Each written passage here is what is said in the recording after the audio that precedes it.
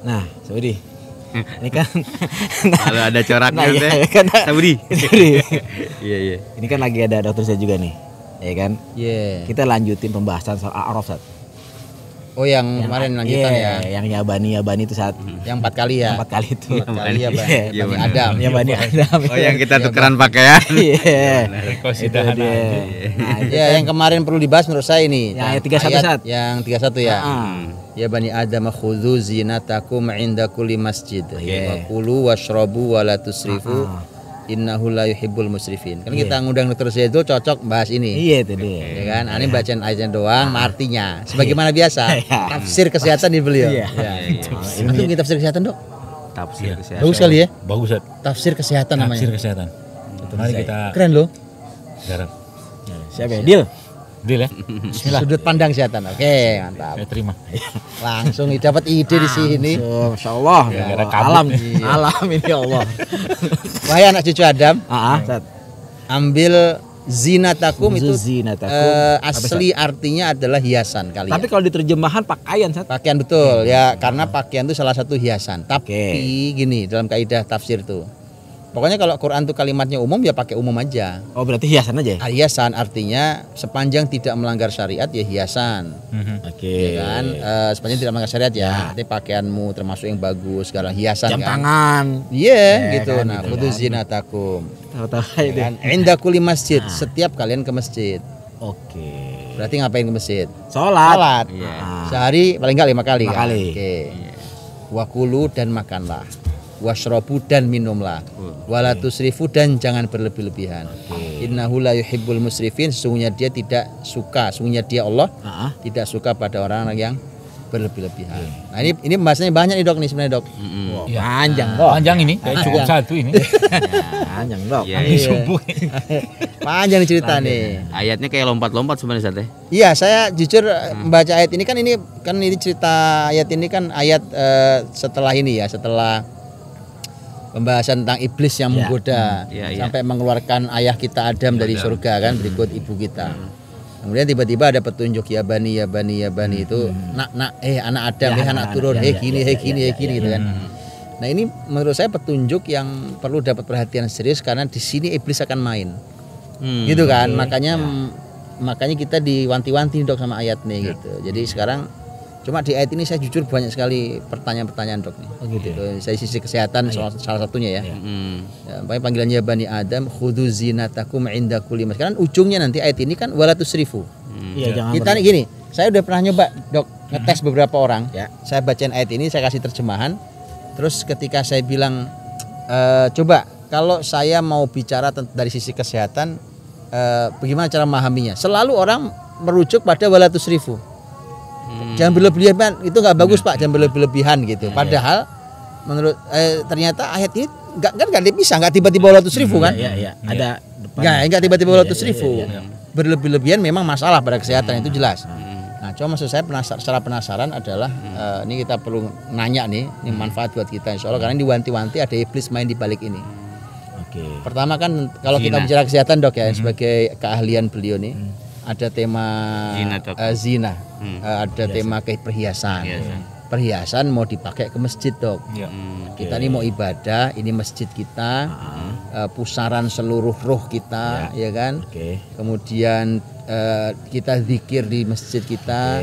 Kemudian ala bidzikrillah tatmainnul qulub. Sudahlah hati kita tenang. Nih. Kemudian kita disuruh memakai yang pakaian terbaik dan hiasan terbaik. Tak mau, Dok. Itu ada. Kalau ada nih, maksud saya kalau ada, besok-besok kita ke masjid, gerakan ke masjid nggak boleh pakai pakaian biasa. Iya. Karena ternyata secara kesehatan, saya gitu saya. Tanya beliau siapa tahu ada ininya. Agak berat. Agak susah pertanyaannya ini. Agak lain. Agak lain. Agak lain. Tapi ini keren. Tapi kalau ketemu, Dok, Masya Allah nih. Saya jujur dari tadi tuh mencoba, otak saya muter terus nih kira-kira arahnya kemana tentang pakaian itu. Lalu tiba-tiba muncullah analogi saya, apa ya? Ini analogi manusia aja.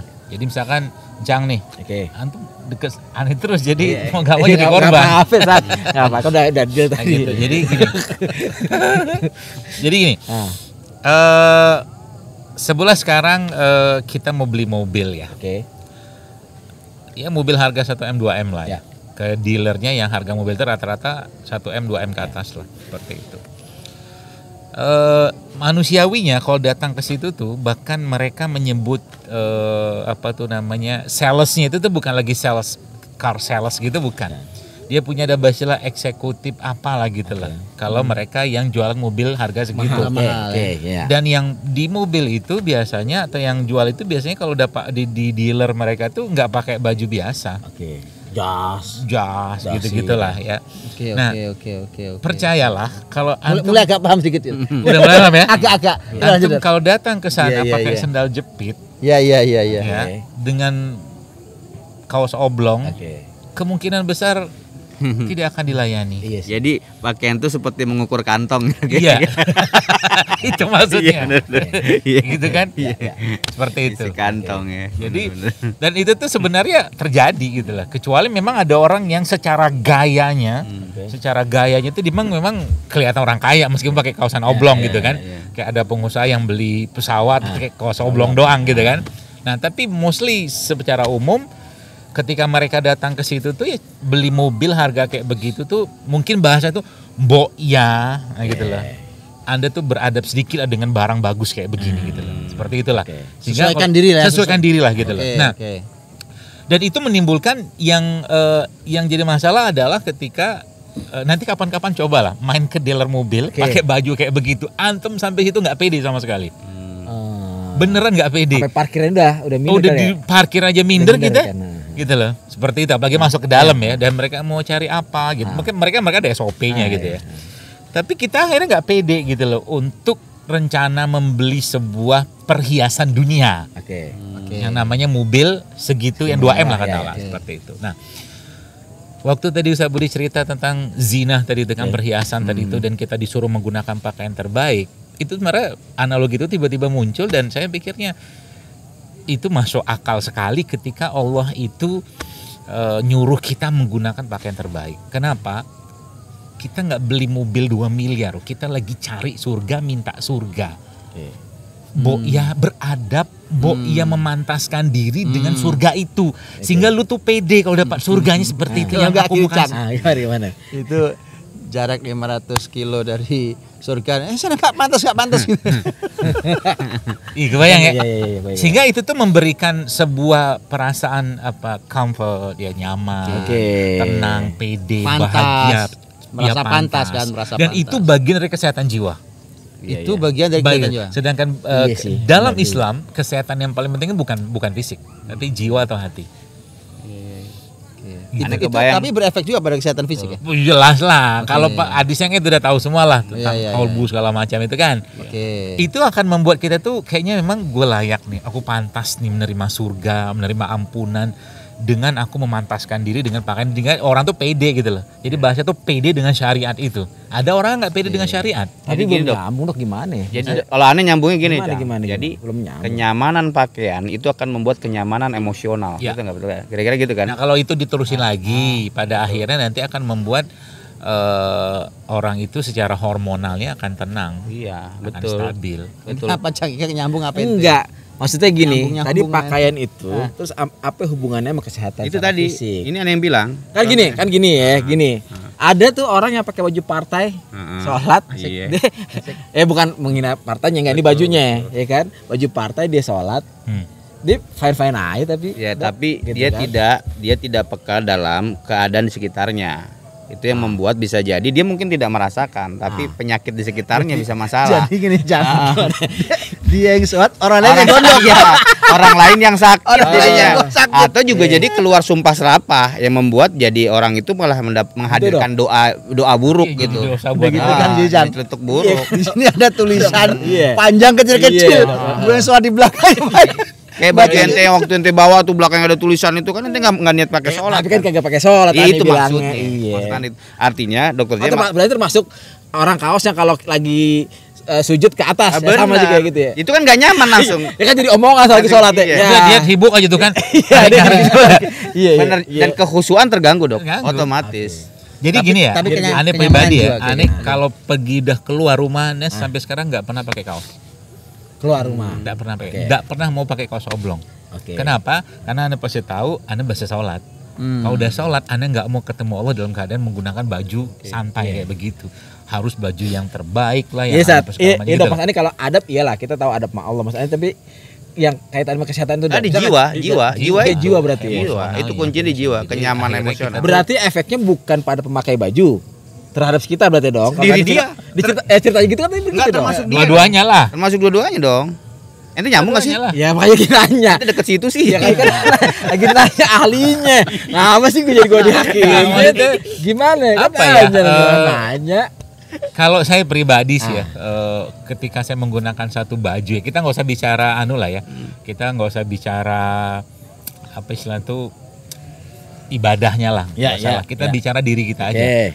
Saya tuh merasa kalau saya udah pakai baju yang kalau udah ya mungkin compang-camping, lusuh, itu kenapa tuh saya nggak nyaman gitu loh. Nggak enak, nggak nyaman. Atau sebaliknya Dok, sebenarnya ada orang pengen ke masjid tapi mencerang-mencerang loh, ini gelang semua-mana kan perhiasan definisinya, gelang, kalung sampai begini, terus dia ke masjid gitu jalan gitu, liatin orang, ya bisa bisa aja jadi kan begitu. Keluar syariat, ya tadi makanya jangan berlebihan ujungnya kan. Ya tapi tar dulu, entar dulu, masih belum ujung ayat. Dia kan logikanya pakai compang-camping, atau bisa juga sebaliknya kan gitu. Tapi jangan yang perhiasan begitu-begitu. Iya ada kali orang begitu kan. Apa jadi lama jatuh ini? Iya. Itu gak sehat di mata. Jadi mungkin itu saat yang saya bayangkan, sehingga mungkin ketenangan dan merasa kita tuh merasa pede karena itu nanti efeknya ke organ. Itu efeknya ke organ. Yang saya tahu tuh memang seseorang yang merasa tertindas, teraniaya, terhina, tidak nyaman dan tidak pede kayak gitu tuh nanti yang akan terkenanya kan ke organ-organ tertentu di badan kita, salah satu ginjal misalkan kayak gitu. Jadi ketidaknyamanan, kegelisahan, kesedihan, begitu-begitu tuh akan mengenai organ Dok ya. Pada akhirnya ketika dia terus menekan ya, dalam konteks dia terus. Artinya ada hubungan antara emosi dengan organ manusia. Jelas. Jadi Anda nanya pada ayat itu ada kemungkinan pada saat itu ada sahabat melaksanakan sholat dengan pakaian asal-asalan atau gimana? Ada nggak nuansa kayak gitu? Betul. Jadi begini, itu kenapa ya? Nabi itu memperhatikan betul pakaian sahabat loh. Nah ini maksudnya. Ini menarik Dok. Karena pernah ada sahabat itu sampai begini. Memang kamu nggak punya pakaian lain. Gitu. Kenapa? Karena saking pakaian itu nggak pantas dipakai untuk ke masjid, gitu kan. Karena saat itu pakaiannya mungkin sudah beraroma kurang sedap, gitu ya, segala macam. Bisa jadi orang nggak mampu, makanya ditanyakan supaya bisa diberi saudaranya. Kita pernah bahas belum ya tentang pakaian Nabi, kalau Nabi itu punya pakaian khusus sholat ya kan? Sholat ya. Pernah di mention tapi nggak tahu bentuk jenisnya. Artinya pakaian Nabi nggak sebanyak pakaian kita lah insya Allah hari ini ya gitu. Walaupun kita pernah bahas ya tentang macam-macam pakaian Nabi. Tapi kan sampai ada ungkapan bahwa Nabi itu sampai mengkhususkan pakaian untuk sholat. Gitu. Artinya sebenarnya apa sih? Ya kita khususkan yang terbaik tuh. Kalau lagi sholat ya dikhususkan yang terbaik. Nah kalau ini temanya kenyamanan kenyamanan hati. Kemudian kepercayaan diri, kepantasan diri. Itu semua kesehatan jiwa Dok ya? Dan itu jadi problem yang sangat besar di masa modern sekarang. Jadi kalau dari sisi fisik Dok, kan di waktu dibahas pemakaian itu saat Budi bicara tentang warna, ya kan? Warna. Nah, kita sholat salah satunya tadi zina itu pakaian. Kan dia kan terkena cahaya matahari. Apakah berpengaruh Dok antara pakaian berwarna yang model begini dengan cahaya matahari terhadap kulit misalnya? Ada nggak Dok kayak gitu Dok, warna mungkin terlalu panas gitu saat jadinya matahari nggak nyerap ke, masuk nggak sih Dok kayak gitu tuh? Ini sih bayangan aneh karena warna itu.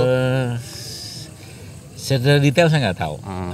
Cuman kan warna itu kan dia istilah itu ada emisivitas ya. Dia kemampuan menyerap cahayanya kan yang atau kemampuan menyerap cahaya atau kemampuan memantulkan cahaya. Nah itu. Jadi ada namanya sehingga sama emisivitas dan emisivitas itu ada yang tinggi ada yang rendah gitu kan. Jadi kayak pakaian putih tuh. Pakaian putih itu emisivitasnya itu ya istilahnya itu dia bisa memantulkan kalau nggak salah. Jadi tinggi emisivitasnya. Nah pakaian hitam itu justru malah menyerap. Nah itu. Makanya ketika lagi panas-panas, musim panas gitu ya, pakai baju putih. Karena Ustaz Budi kan pernah cerita yang pakaian itu kan kalau lagi musim panas jenis pakaiannya apa, Nabi kan gitu Ustaz ya. Betul. Musim dingin itu mungkin salah satu ngaruh terhadap kesehatan. Spektrum warna yang lain juga tuh kan berbeda. Ada apa, biru, kuning, hijau. Oke Dok, tadi tanya balik Dok, tadi tuh nanya itu tadi yang antum cerita kan fenomena apa tadi Dok ya, kesehatan jiwa ya. Benar. Itu kan masalah serius hari ini itu. Sangat serius. Gimana Dok? Sangat serius. Jadi orang tuh sekarang tuh seperti hidup tuh nggak pede, nggak tenang, nggak nyaman, nggak bahagia, sehingga yang terjadi apa? Ada beberapa orang tuh karena harus tiap hari tuh makan obat anti depresi loh. Serius Dok. Oh termasuk orang yang nggak bisa tidur gitu ya? Itu kan obat-obat kelas golongan apa, obat golongan tidur tuh ya. Itu kan obat psikotik sebenarnya kalau salah. Apa tuh narkotikan gitu loh. Narkotik gitu. cuman yang harus bukan ini. seperti narkotik apa lah gitu ya. Tapi itu masuk golongan obat keras banget. Ya model kayak diazepam itu kan obat tidur tuh. Orang kejang-kejang tuh dikasih diazepam. Memang ada yang lain juga.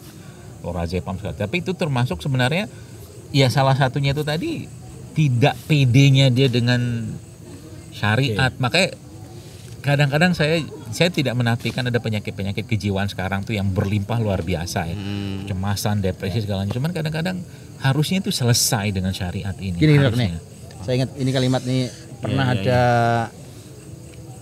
sebenarnya ini tapi menurut saya kok zaman ini menjadi serius banget ya. Ini Dok. Jadi saya pernah dengerin kajian seorang syekh itu ketika membacakan ayat gini. Ma anta bi ni'mati rabbika bimajnun. Oke. Muhammad, karena nikmat Tuhanmu, kamu itu tidak akan jadi majnun. Majnun itu kan gila dong, ya kan? Nah, kemudian beliau mengatakan begini, karena memang tuduhannya sebagian orang-orang kafir itu kan tuduhannya Muhammad gila, gitu kan? Orang gila, kalimatnya nggak usah dengerin, gitu kan? Nah, Quran memastikan karena kamu dengan melimpah nikmat Allah, nggak mungkin gila. Nah, saya itu bilang, makanya orang tuh kalau dekat dengan nikmat Allah, Quran nikmat Allah, masjid nikmat Allah, sholat nikmat Allah, puasa nikmat Allah, keluarga yang membahagiakan nikmat Allah segala macam kan. Nah, itu kata beliau adiknya gila stres contohnya. Enggak, itu adik ipar itu kan. Umpamanya gitu. Enggak ada stres tuh gimana gitu. Itu saya menarik gitu. Gimana itu? Jadi nggak dekat sama nikmat Allah gitu Ustaz ya. Orang-orang sakit jiwa nih gara-gara nggak dekat nikmat Allah berarti. Dia nggak bisa merasakan nikmat Allah. Sensitivitasnya nggak ada berarti Dok. Ya. Makanya apa ya? Kadang-kadang tuh saya mikir kalau kita sekedar merenung aja, misalkan kadang-kadang saya bilang ke beberapa kajian saya bilang, coba deh waktu sholat tuh berhenti sebentar deh sebelum takbiratul ihram. Ngomong sama Allah, bicara sama Allah, sampaikan sama Allah, ya Allah terima kasih saya bisa sholat sekarang. Ya Allah terima kasih saya bisa berdiri di sini. Ya Allah terima kasih tanganku masih bisa bergerak. Terima kasih takbiratul ihram itu kira-kira berinang air mata nggak? Iya. Otomatis. Baru dia tahu nikmat itu. Jadi nikmat itu sendiri kan apa tuh surat Duha itu kan yang terakhir itu apa? Wa ma bi ni'mati rabbika fahaddits gitu. Dan nikmat Tuhan tuh tampilkanlah, share lah gitu loh. Dalam bentuk kepada Allah yang paling penting supaya kita tuh ya tahu bahwa Allah tuh bersama kita, Allah tuh ngasih nikmat sedemikian rupa sehingga tadi perasaan sedih, perasaan depresi, perasaan kurang nikmat, bahkan orang kadang-kadang urusan pekerjaan sampai gila gitu lah, atau mungkin sampai kelabakan luar biasa itu kan harusnya selesai dengan syariat. Ini dok, orang kalau stres selalu merasa dalam tekanan tuh, itu fix bisa terkena penyakit fisik. Iyalah oke ya. Nggak fix aja biar orang tahu bahwa itu bukan hanya masalah kejiwaan yang nggak ada hubungannya sama terlalu banyak fisik. Terlalu banyak yang orang-orang yang contoh dok biar ini ya biar kita juga perlu jangan banyak yang nggak tahu kalau ini kan contoh aja dok. Ini tuh sebenarnya kisahnya kemarin sih tapi apa ya, ada seorang ibu saat pas saya lagi di bandara seingat saya itu dia konsul saya tentang suami yang sakit ginjal. Cerita panjang lebar tentang sakit suaminya yang sekarang kadar ininya itu naik semua. Terus saya bilang sama dia, ibu ini pandangan saya dan apa yang saya ketahui dan saya pelajarin. Apa yang ibu lakukan sama suami ibu sehingga suami ibu kayak begini? Bahasa saya gitu kan. Padahal sakit ginjal bapak suaminya. Ente kenapa nanya istrinya gitu? Sampai sini ya kita. Oke. Dan yang saya ketahui bahwa penyakit seperti ini ya, apalagi laki-laki ya, kena ginjal kayak begini tuh ya ada perasaan tertindas dia, teraniaya dia, terhina dia Dari pasangannya. Oke. Aman, Ded, ginjal aman. Saya bilang sama dia, Enggak gini doang. saya aneh. baru ngomong, ibu, saya nggak tahu ibu, saya tidak tahu dan saya tidak mau tahu ibu kerjaannya apa. Tapi mungkin suami ibu entah sudah pensiun segala macam sehingga dia yang harusnya dihormati sebagai seorang laki-laki tidak ibu kerjakan. Harga Saya diri ngomong drop. panjang lebar gitu, apa yang terjadi? Zrrrt, Nangis. sejadi-jadinya dia nangis. Oh iya. Di bandara itu, Dok. Di bandara, Oh. di bandara itu di ruang tunggu, Allah. nangis dia. Saya bilang Allah. terus saya gempur lagi gitu kan. Ya, gua tuh meh. Yang aja, Kayak ya, dukun nanti lama ya. Ini dukun medik gitu ya. Dukun medik lah, gitu. Dukun syar'i lah. Terus. Panjang lebar saya bilang, ya mungkin yang dia butuhkan tuh cuma sekedar penghargaan. Saya bilang kata-kata romantis, kata cinta. Bahkan kalau perlu saya bilang ngasih tahu lah ke dia, minta maaf, minta ridho sama dia. Itu bisa jadi akan mengangkat dia sebagai seorang suami. Saya bilang nangis lagi, nangis lagi. Sampai akhirnya kalau saya jadi ibu sekarang, ya kalau saya jadi ibu, saya nggak jadi ibu gitu kan. Dengan kondisi sekarang saya akan pergi ke bawah, saya akan doa, saya akan minta ampun sama Allah. Saya bilang Obatnya. itu the best moment saya bilang untuk ngomong sama Allah kayak begitu, karena bisa jadi sakitnya suami ibu ini cara Allah untuk memutuskan mungkin kesombongan ibu atau mungkin ya penindasan ibu terhadap suami mungkin dalam hal-hal yang kecil. Contoh nih saya bilang, contoh ya paling gampang saya bilang, suami misalkan suka emping, tiba-tiba dia makan emping misalnya kayak gitu ya. Terus Anda langsung ngomel, sudah tahu asam urat, masih juga makan emping. Itu kata-kata itu penghinaan buat si suami. Meskipun dia ngomong tuh cuma untuk mengingatkan, karena aku kan berhak makan emping. Apa salahku makan emping? Tuh aku makan emping bahagia aja, gitu lah. Nah itu tuh masuk kalau bab sini kan kawamahnya itu tergores. Asik. Itu yang kaitannya emosional itu bisa jadi ke fisik. Oh ya? iya pasti. Jelas itu ya. Dan itu tergantung dari emosi masing-masing. Oke. Jadi pantas kan gini Dok ya. Saya pernah ditanya Dok nih. Pernah tanya gini. Saya nggak sebut inilah penyakit yang kadang-kadang agak sensitif nyebut penyakit itu hari ini aneh heran. Jangan sebut itu kekurangan. Saya pernah ditegur orang. Yang ngomong bukan saya, ahli kesehatan itu mulai kekurangan itu. Oke, sekarang gini, ada orang pernah nanya, Dok, Ustadz pernah nggak di zaman Nabi atau zaman sahabat dulu itu ada orang berkekurangan seperti ini, namanya ini gitu. Saya tanya, saya kan waktu itu belum tahu, Dok. Jadi waktu dia nyebut sesuatu ini nih, itu apakah kekurangan atau kelebihan saya nggak tahu kan. Waktu itu benar-benar saya nggak tahu. Akhirnya saya bilang, gini, yang Anda sebut itu kekurangan atau kelebihan gitu. Nah, kalau itu kekurangan, zaman terbaik itu nyaris nggak ada. Gitu. Tapi kalau itu kelebihan, bagus, saya jamin ada. Gitu.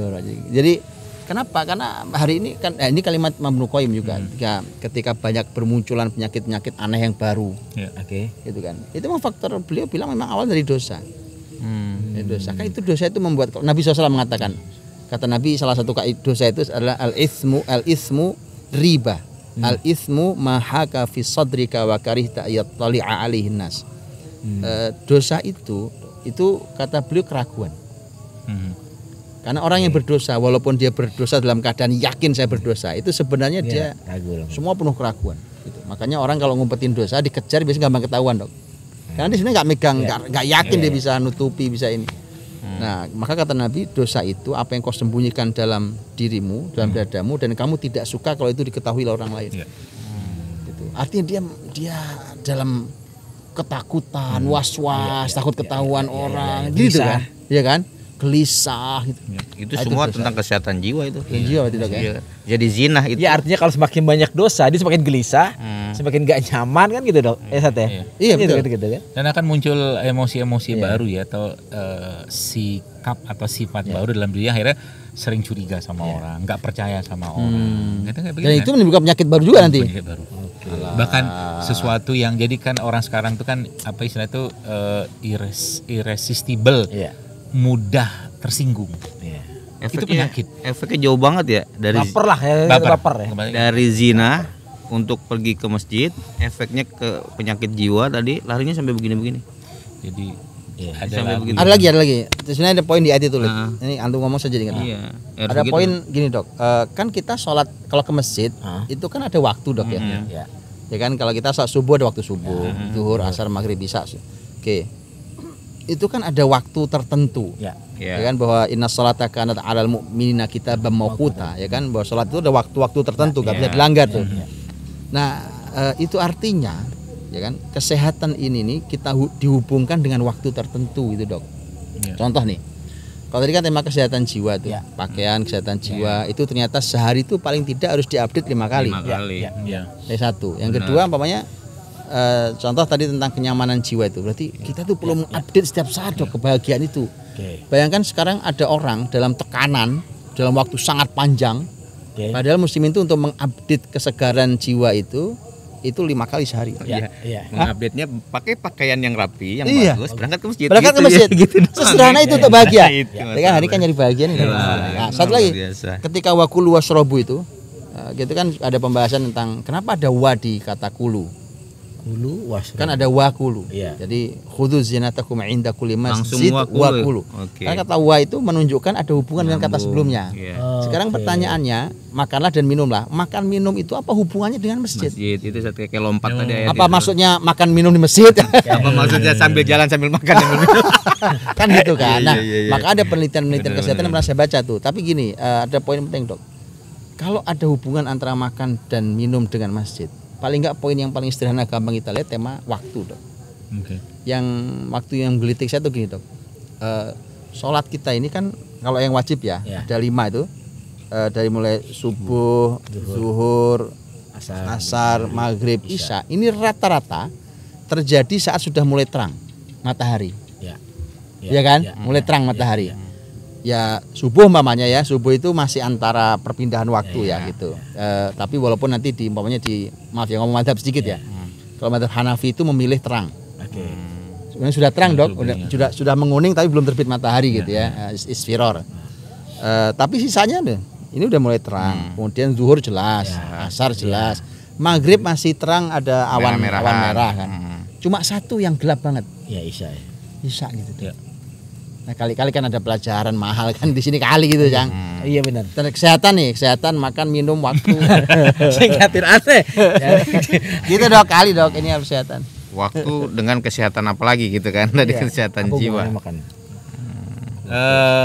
Apa hubungan makan sama waktu sholat? Iya. Ini kayaknya kita perlu bahas lebih dalam di episode berikutnya kayaknya ini. Iya benar. Karena gini, Dok, apa dah potong. Karena ada pembahasan gini nih. Kan ada ayat ya. Ini memang saya agak iya juga ya gitu. Jadi kan Quran mengatakan huwallazi ja'ala lakumul laila litaskunu fihi wan nahara mubsira. Dialah Allah yang menjadikan untuk kalian malam litaskunu fihi, untuk kamu sakan. Sakan itu tenang diam. Terus yang menyampaikan gini, lihat bagaimana Allah mengatakan litaskunu fihi, bukan mengatakan litakulu fihi. Bukan untuk kamu makan. Gitu. Kalau makan tuh beraktivitas gitu, Dok, maksudnya. Jadi spill sedikit. Tapi nggak tahu secara riset mungkin ada penjelasan. Tapi gini, Sad, kalau saya pribadi memang sering mengatakan bahwa waktu makan yang paling ideal itu dalam kondisi badan kita itu siap untuk mencerna itu adalah saat matahari itu masih ada. Ada hubungan ya? Ada hubungan karena gini, dalam kepala kita, otak kita ini ada satu kelenjar namanya pineal gland. Pineal gland itu kelenjar pineal. Dia semacam switch on switch off sistem di badan kita. Kalau sistemnya siang ada matahari begini namanya simpatik, sistemnya malam ketika matahari tenggelam namanya parasimpatik. Itu yang ngatur si pineal itu tadi. Jadi dia tombolnya di otak. Itu on off gitu tuh, kan? On off. Jadi ketika dia lihat matahari saklar. Di HP kita, tuh ada tuh yang gambar mode itu gelap vision. Bukan, Bapak. Yang mana sih, Dok? Yang mode siang malam itu loh, Bro. Ya kasih yang baru, yang baru ya kayak di lampu lah udah tinggal stop kotak. Iya. Pakai ke jauh-jauh. Pokoknya pinyal lah kayaknya nih. Jadi gua lagi. Jadi ketika dia lihat matahari, contoh gini, kita lagi tidur gitu malam gitu kan. Terus tiba-tiba mata tuh lihat matahari, itu switch on nih dia. Switch on ke simpatik. Sistem simpatik. Itu artinya, Dok, maaf, saya paham saya, Dok. Itu artinya si pineal itu begitu lihat matahari, dia otomatis men-switch on terang. Ya. Gitu. Men-switch ini semua sistem mode, tubuh. Alert mode, alert mode, siaga mode, itulah sistemnya. Itu fungsinya si pineal. Jadi dia memberikan sinyal itu dapatnya dari matahari cahaya itu, makanya orang itu bisa sakit kalau nggak lihat matahari atau sinar ya, bukan lihat matahari ya, atau nggak kena sinar matahari, sakit dia.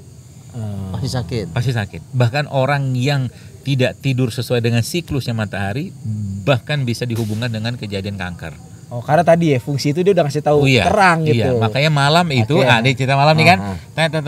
Sampailah ke maghrib kan, tenggelam tuh matahari. Sudah nggak kelihatan cahaya lagi, yang kelihatan gelap. Ini sekarang ini kita lihat gelap ini dia switch on. Switch on ke parasimpatik. Itu parasimpatik itu apa? Ya, ini kalau hafalan. Relax. Relax. Dan dia bukan waktu yang baik untuk sakan itu. Karena ayat kata setelahnya wan nahara mubsira. Begitu siang terang. Nah gitu. Jadi ketika malam datang, pineal fungsinya.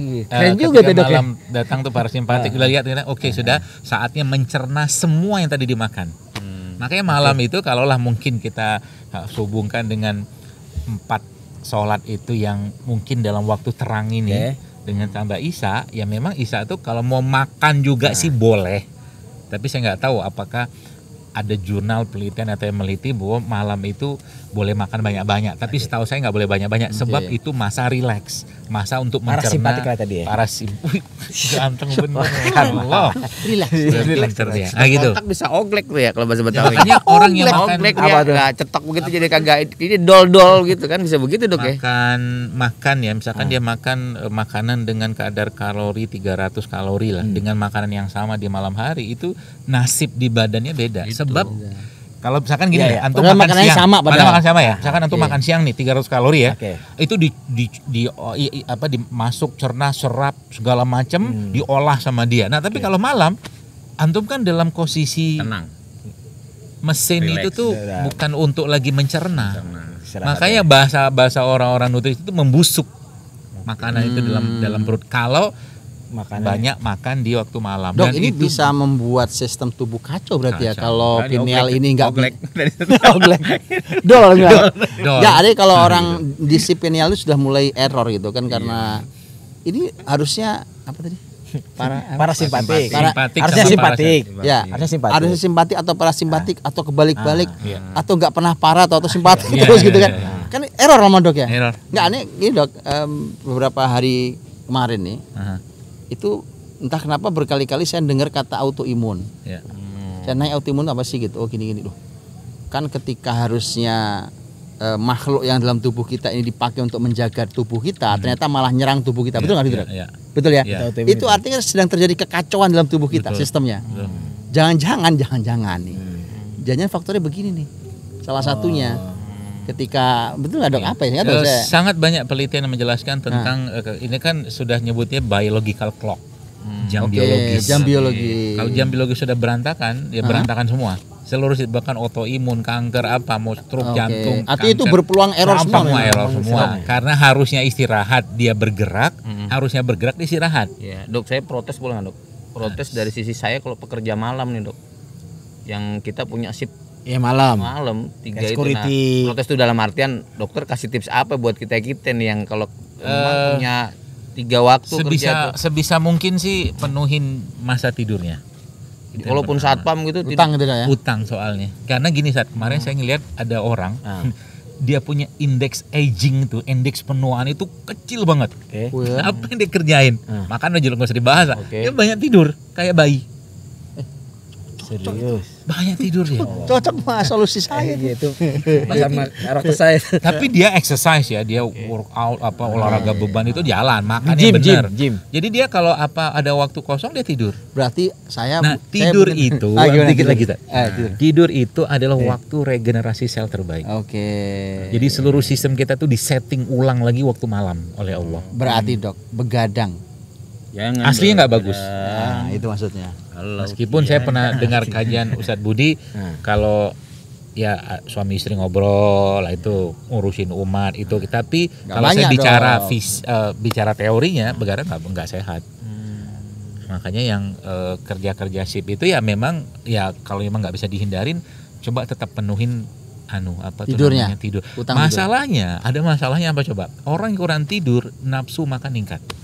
Oh, kurang tidur? Ya, kurang tidur nafsu makan akan naik. Nambah. Oh gitu. Makanya jangan gampang. Ente kalau melek malam, lapar kan? Iya betul. Ada. Kalau dihubungin sama ribat gimana, Seth? Orang yang begadang malam tapi karakteristiknya ribat itu artinya? Ini yang disampaikan Dok Z tadi. Kenapa saya pernah cerita ya tentang begadang malam itu secara umum tidak dilakukan Nabi, tapi Nabi menyampaikan dan ulama sampai menyampaikan ada 3 poin yang bisa ya, tentang tema tentang keumatan, ya kan, yang harus ada begadang untuk ilmu, as-samar fil fiqh, ada tema as-samar baina zaujain antara suami dan istri. Itu 3 hal ini, Dok, itu karena tujuannya ibadah dan itu ibadahnya level tinggi di dalam syariat. Nah itu yang akan mengcover semua kemungkinan buruk. Gitu. Sekarang gini contohnya, contoh nih para mujahid, para mujahid Gaza, kurang makan itu pasti kan, Dok. Apa yang dimakan mereka gitu? Mereka bisa bertahan di padang pasir seminggu hanya untuk nungguin tank lewat. Gitu. Modalnya hanya korma di plastik, sama air. Dah. Dari sisi kesehatan di mana sehatnya? Dan nggak mungkin tidur dong, gitu loh. Tapi karena itu nilai ibadahnya lagi-lagi kesehatan jiwa sih, Dok ya. Jiwanya itu sudah ya.